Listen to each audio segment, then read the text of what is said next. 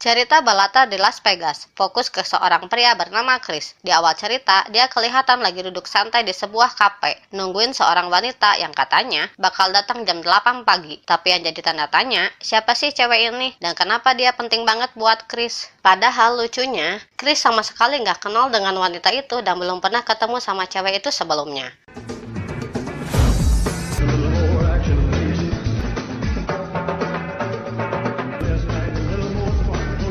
Chris sendiri cuma seorang pesulap amatir. Dia tampil di bar kecil yang gak terkenal amat. Gajinya ya cukuplah buat beberapa hari makan di warteg. Malam itu, Chris sempat ngelakuin trik sulap kecil ke salah satu pengunjung bar. Yes, wouldn't blow all your minds. 3, 2, 1, now. Let's have a big hand for Young Kyung. Setelah kerja kayak biasa, dia cabut ke kasino tempat dia nongkrong. Nah, disinilah mulai kebongkar rahasia besar. Ternyata Chris punya kemampuan spesial. Dia bisa ngelihat masa depan, tapi cuma 2 menit ke depan. Dan itu pun hanya kejadian-kejadian yang berhubungan langsung sama hidupnya. Berkat kemampuan ini, Chris jadi jago menangin permainan judi di kasino. Sampai-sampai pihak kasino curiga dia main curang. I'm telling you, that little prick knows what's coming. Wait a minute. What table was that? Look at that, he's looking right at us. I can't see everyone's future. Tapi karena dia bisa tahu 2 menit ke depan, dia kabur duluan sebelum security sempat menangkap. Pas dia lagi nukerin chip ke uang tunai, tiba-tiba ada penjahat bawa senjata nongol. Get the drawer. Move. Drop the gun now! Tapi tenang, itu semua cuma penglihatan masa depan Chris. Jadi dia langsung ambil tindakan dan ngelumpuhi si penjahat pas security datang. Drop the gun! Step back! It's his gun. He was gonna shoot 2 people. Right now. Hey! Alhasil dia malah dikejar karena dikira bikin rusuh. Tapi balik lagi, dengan kemampuannya, Chris gampang banget ngeles dari kejaran para security. Aksinya ini bikin manajer kasino yang nonton dari ruang CCTV geleng-geleng kepala. He's right between you!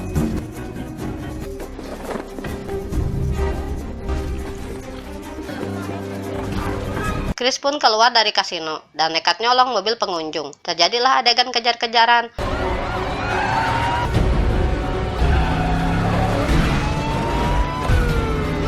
Pas ada kereta mau lewat, Chris ngegas mobilnya ngebut dan...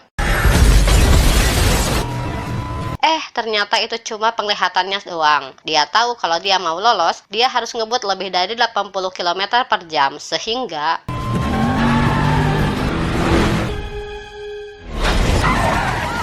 Setelah beberapa hari, kita dikenalin sama agen FBI wanita bernama Kelly. Dia lagi ditugasin buat nyelidikin kasus pencurian bahan peledak nuklir yang katanya mau diledaki di kota besar Amerika.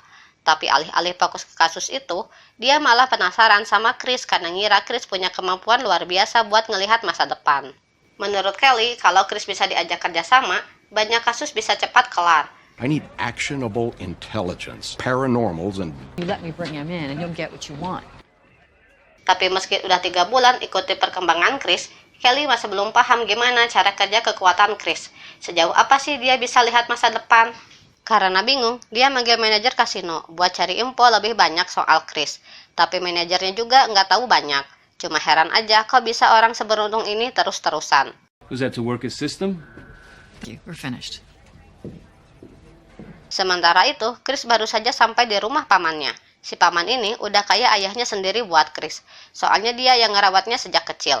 Orang tua Chris nggak tahu kemana. Katanya, mereka dulu sekolah di tempat khusus buat orang-orang berbakat istimewa. Chris pun curhat ke pamannya tentang wanita yang muncul di penglihatannya jam 8 pagi di kafe. Uniknya, buat wanita ini, Chris bisa melihat masa depan jauh lebih panjang dari biasanya. Bahkan dia tidak tahu persis kapan wanita itu bakal datang. Makanya hampir tiap hari dia nongkrong di kafe jam 8 pagi buat nungguin si wanita itu. When you looked at the clock, well, now she gets hungry. It'll be soon, except for her. Pas lagi ngobrol sama pamannya, tiba-tiba Kelly muncul dari belakang. Dia langsung to the point, cerita soal kasus pencurian bom nuklir beberapa minggu yang lalu, dan ngajakin Chris untuk kerjasama dengan FBI, mencari tahu keberadaan bom itu, dan sekaligus mencari tahu siapa pelakunya. I want you to look ahead and tell me where it's going to be deployed. I think you've got the wrong guy. It's, Involving a weapon at the casino. Tapi karena Chris menolak terus, Kelly pun mengancam kalau timnya udah mengepung rumah itu. Tetapi...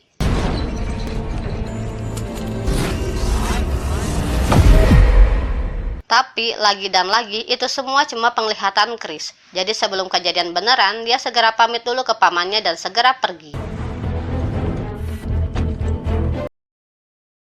I missed him by seconds. Besok paginya, Chris balik lagi ke kafe dan ya hari ini dia beruntung banget. Soalnya wanita yang ditunggu-tunggu akhirnya muncul juga. Namanya Lisa, seorang guru SD yang cuma mampir ngopi. Chris pun mulai aksi kenalannya dengan memakai kekuatan 2 menit ke depan yang diulang-ulang sampai dapat momen yang benar-benar pas. Excuse me. Do you mind if I join you? Actually, I do. Sorry to bother you. Coffee. Bean. Isn't that something you should probably ask your waitress? I don't smoke. Baru saja Chris mendapatkan momen paling pas untuk kenalan, muncul mantan pacarnya Lisa yang pengen balikan. Karena mantannya Lisa agak kasar, Chris muncul sebagai pahlawan, bisa ngindar dari tiap pukulan. Hi. No reason why. Tapi ya namanya juga so jago, tidak membuat semua wanita suka, akhirnya malah bikin Lisa ilfeel. Terpaksa deh Chris kasih mukanya buat dipukul. Tapi karena sikap gentlenya itu, Lisa langsung ngusir mantannya dan ngajak Chris duduk bareng. Come on. I'm Liz. Chris. Dari situlah Chris mulai mendapat simpati Lisa dan hubungan mereka mulai akrab. Chris berpura-pura pada Lisa, lagi butuh tumpangan ke kota yang searah sama tujuan dia. Sehingga Chris akhirnya bisa berduaan naik mobil bersama wanita idamannya. It's amazing, isn't it?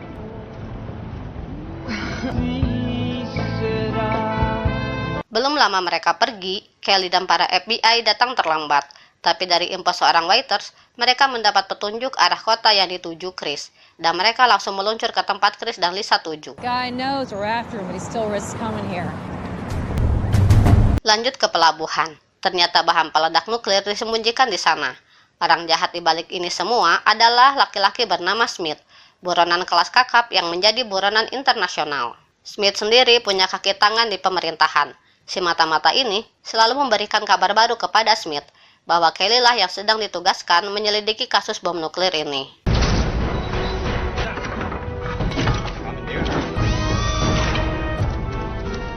And that man out there is worried all this will be compromised by Johnson.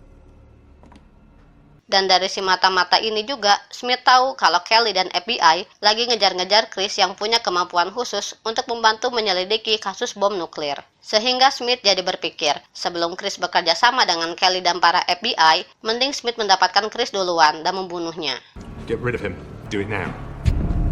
Sementara itu, Lisa ngajak Chris berhenti di suatu tempat. Karena Lisa adalah guru tanpa pamrih, dia ingin mengadakan kegiatan sosial, ngajar anak-anak pelosok yang tidak mempunyai akses pendidikan. Hal itu membuat Chris semakin kagum dan Chris makin jatuh hati pada sosok Lisa. Voila. Want to see some magic? I want you to hold it, rock. You are odd. Charming. Chris dan Lisa pun melanjutkan perjalanannya. Dan malam tiba disertai hujan sangat deras, dan mereka terjebak longsor. Dan mereka disaranin petugas setempat untuk putar arah dan memberi petunjuk mereka penginapan terdekat untuk mereka berdua menginap.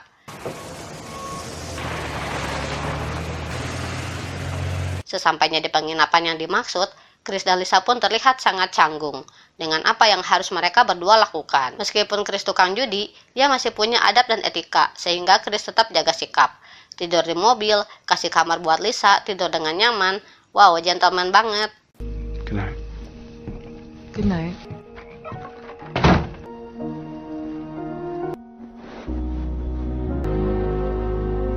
Di saat yang sama, Kelly dan pihak FBI yang berada di markas terus mencari pencarian melalui jaringan mereka yang berada di lapangan. Sampai akhirnya lokasi tempat penginapan Chris pun ditemukan, dan mereka akan meluncur ke sana esok paginya. Ils sont en train de se mobiliser. Je reprends la voiture. Karena pemerintahan mereka disusupi oleh mata-mata yang merupakan rekannya Smith, sehingga Smith pun langsung tahu lokasi Chris berada. Sehingga secara tidak langsung pihak Smith dan pihak FBI pun harus balapan adu cepat siapa yang lebih dulu mendapatkan sosok Chris. They'll lead us straight to Johnson. Ok, je suis sur le chemin. This road here, that turnout. body turned up in an apartment with a line of sight to my office. Somebody's trying to follow us to Johnson. Keesokan paginya, saat Chris sedang duduk menunggu Lisa selesai mandi, ia pun memainkan trik sederhana, yaitu memunculkan bunga yang dibalut dengan tisu. Hal itu sangat meluluhkan hatinya Lisa, sehingga gentleman seorang Chris pun tergoyahkan sampai akhirnya A. Chris mengobrol dengan Lisa. B. Chris memainkan trik sulap yang lain. C. Chris sedang adaikan favorit mamah papa di ranjang. Kalian pikirkan sendiri aja ya jawabannya. Saat Lisa tertidur lelah, Chris masih terbangun dan dia melihat sesuatu yang entah apa itu, di mana Kelly dan pihak FBI sendiri rupanya sudah berada di lokasi. Dan saat Lisa keluar dari kamar untuk membeli makanan di Indo April, Kelly langsung menghampirinya untuk memberitahu siapa sosok Chris yang sebenarnya. Cooper? Yeah. Congratulations, Paris. They're putting her in the car. Kelly pun berbohong, bilang kalau Chris itu psikopat berbahaya. Dia meminta Lisa menaruh obat penenang di minuman Chris dan tetap tenang sampai para FBI datang. Sociopath. Nobody's been hurt. Lisa sempat menuruti apa yang diperintahkan Kelly. Ia kembali ke kamar dan memasukkan obat penenang pada minuman Chris. Namun saat Chris akan meminumnya, Lisa yang sudah terlanjur jatuh cinta langsung panik dan memeluk Chris. 5 seconds. Akhirnya dia menceritakan tentang Kelly dan pihak FBI yang berniat menangkapnya. Chris pun tidak mempunyai pilihan lain selain jujur tentang kemampuan khususnya yang dimilikinya. Dia buktikan dengan ngulang kalimat dari TV sebelum hostnya sempat ngomong. Cranberry or a stack of chocolate chip pancakes for the kids. Cranberry or a stack of No man dropped dead from loot.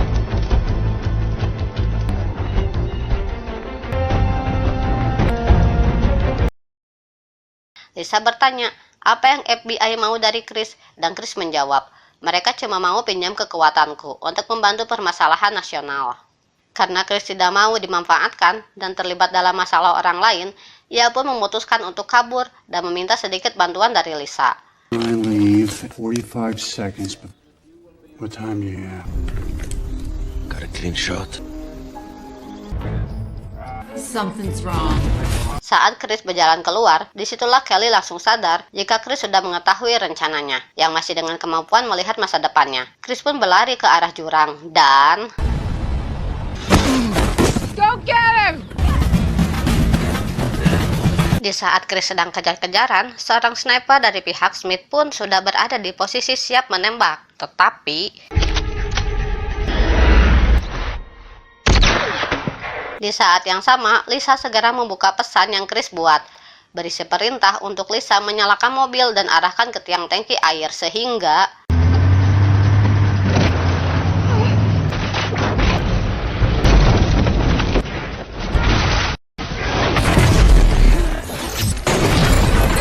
ketika Chris sampai di bawah, sudah ada Kelly yang menunggunya di sana.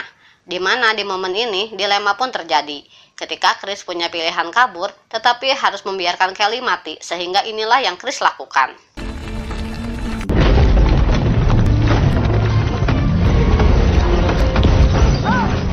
Berkat bantuan Chris, nyawa Kelly pun terselamatkan dari gelondongan kayu yang berjatuhan. Di saat Chris sedang dibawa ke markas FBI, Lisa sendiri akhirnya ditangkap oleh anak buah Smith, yang nantinya akan dijadikan sandera untuk bisa mendapatkan Chris.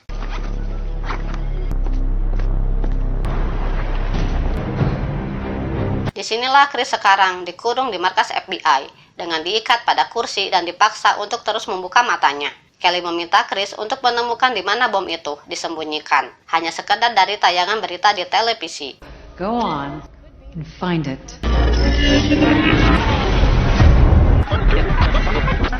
In Broadway at 6 o'clock Dutch. Dan alih-alih menemukan bom nuklirnya, yang Chris lihat justru kematian Lisa, diledakin di tempat umum, dan itu bakal kejadian dalam 2 jam ke depan. Loh, kok bisa 2 jam? Kan biasanya cuma 2 menit. Iya, tapi kayak yang udah dijelasin, kalau urusannya sama Lisa, kemampuan Chris semakin kuat, bisa melihat masa depan lebih dari 2 menit dan ingin segera menyelamatkan Lisa. Namun Kelly menyuruh penjaga untuk memindahkannya ke ruang isolasi untuk disendirikan.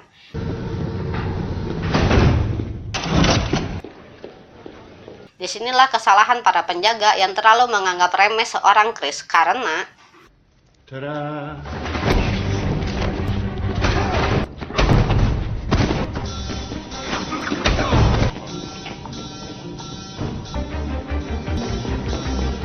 berhasil lolos dari kejaran FBI, Chris pun terus berlari menuju lokasi parkiran tempat Lisa akan diledakkan.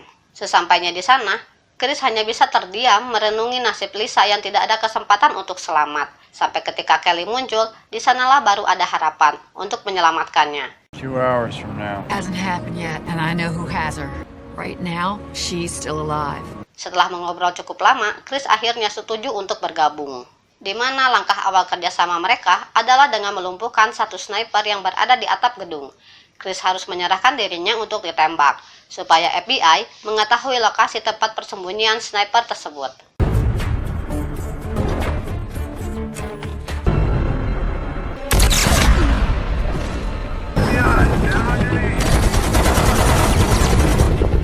Okay. Ya, Chris pun bangun lagi, karena memang tembakan barusan tidak benar-benar mengenainya, dan sangat mudah untuk seorang Chris menghindari sebuah peluru. Setelah lokasinya aman, Chris pun memulai penerawangannya, sampai berhasil mendapatkan plat nomor mobil yang Smith gunakan. F272. Please, where are you taking me? Bertempat di pelabuhan yang jadi markas utama Smith, Chris dan Kelly dan FBI pun mulai merancang strategi untuk melakukan penyerbuan, di mana Chris menjadi pemandu, otak utama dari aksi ini, dan FBI mau tidak mau harus menuruti semua perkataannya. We need to stop the vehicle here before they get through the gates. All right, everybody, let's go.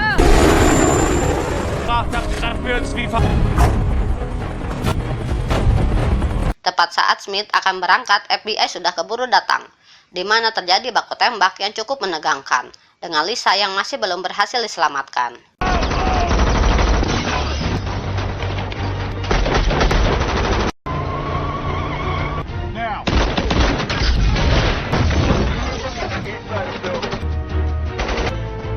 Di saat semua orang sedang tegang dan penuh kewaspadaan, Chris menjadi satu-satunya orang yang berjalan dengan tenang, tanpa ada kekhawatiran. Bahkan sempat-sempatnya menunjukkan di mana saja titik musuh yang sedang bersembunyi. Now. I got the guy on the crane.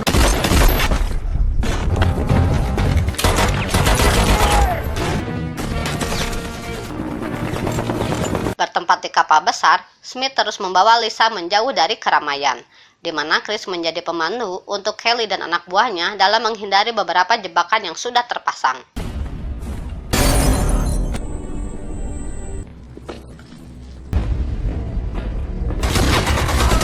Ketika pencarian mereka mengalami stuck, Chris menyuruh Kelly dan pasukannya untuk memeriksa satu lantai, sedangkan ia sendiri akan menerawang seluruh kapal ini dengan kemampuannya yang dilakukan dalam satu waktu sekaligus.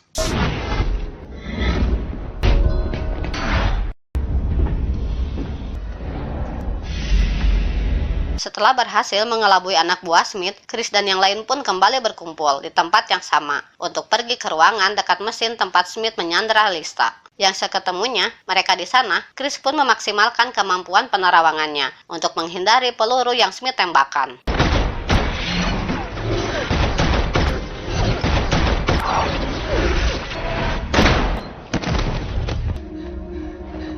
Setelah Smith mati dan Lisa berhasil diselamatkan, kini yang harus mereka khawatirkan adalah bom nuklir yang ternyata sudah dipindahkan ke tempat lain.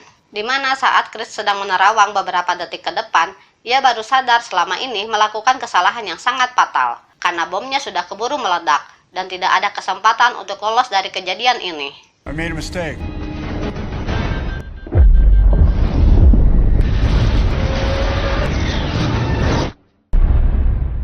Dan ya, Anda mungkin akan terkejut saat mengetahui jika semua yang terjadi barusan hanyalah tidak lebih dari penglihatan yang sedang Chris lakukan. Faktanya, Chris masih tidur bareng Lisa di penginapan. Kita mungkin lupa bahwa ketika Chris sedang bersama Lisa, maka kemampuan penglihatannya akan jauh lebih kuat dan jauh melebihi ke depan. Sehingga mengetahui ini tidak akan berjalan baik untuk dirinya dan semua orang, Chris pun mengesampingkan egonya dan bersedia bekerja sama dengan Kelly untuk menemukan bom nuklir tersebut. Ferris, I'll do it, but I have conditions. You ready? Yeah.